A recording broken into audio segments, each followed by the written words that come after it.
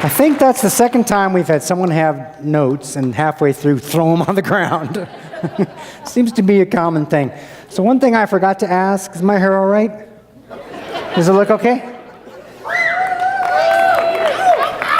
I get really nervous about that. So, all right, our next talk is titled Growing Up Assimilated by Meier. Gene is a beer-loving, coffee-drinking, big guy cyclist, fifth-generation Wyoming-ite, following an indigenous path to understanding his human being. And he moves amazingly well for having broken 18 bones in various athletic mishaps. Welcome, Gene.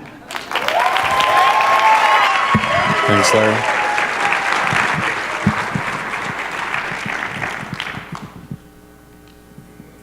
Good evening. Enter my circle and listen to my story.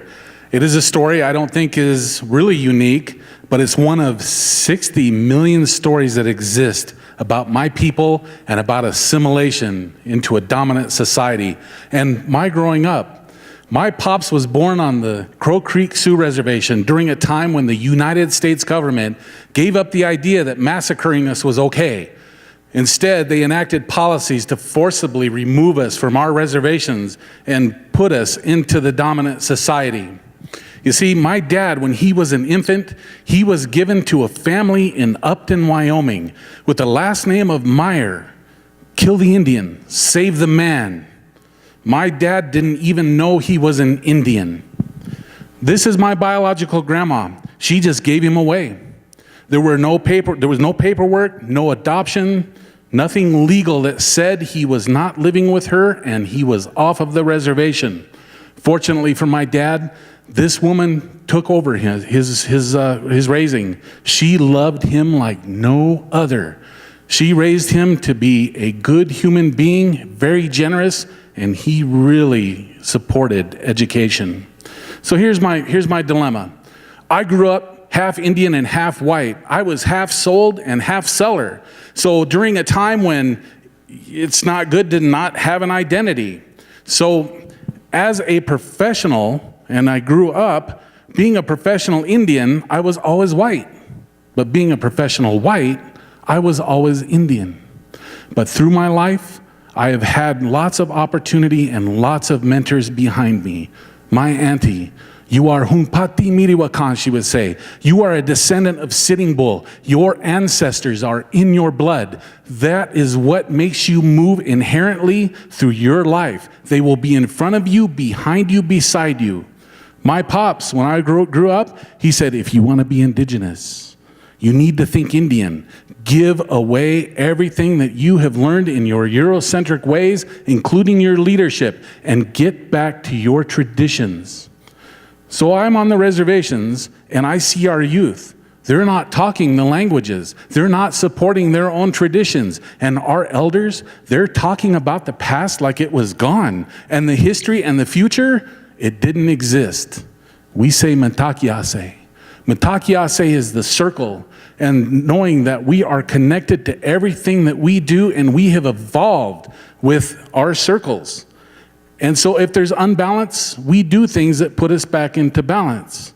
I knew that growing up Indian, I couldn't stand in front of my people, yet instead I stood behind. I was Itancha. I was the one who ate last, and I made grassroots changes to help my people move. One heart, many minds. Every step we take has our values. We walk forward in a positive way, and we know that when we speak and when we talk, it means that behind us are those ancestors.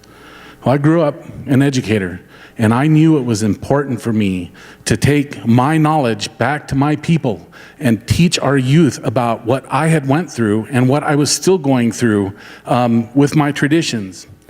You see, my dad, when he was in his middle ages, through a major stroke.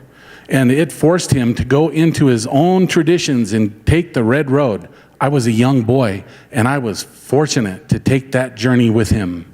My mom, she's my historian. She's here tonight. And she supported our growing up, my brother and sister, and the way that we chose to choose our lives. She was right there with us.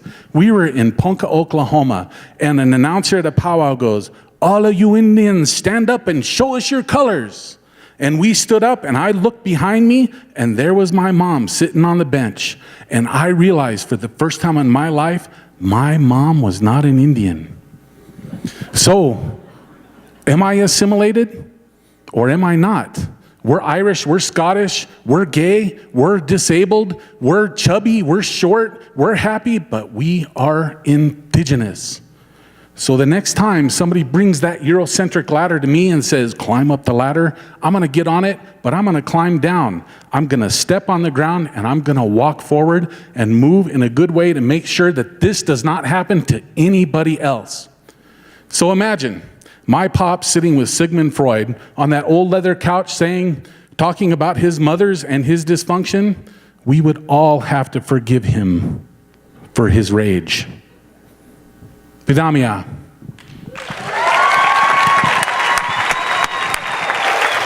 Well done.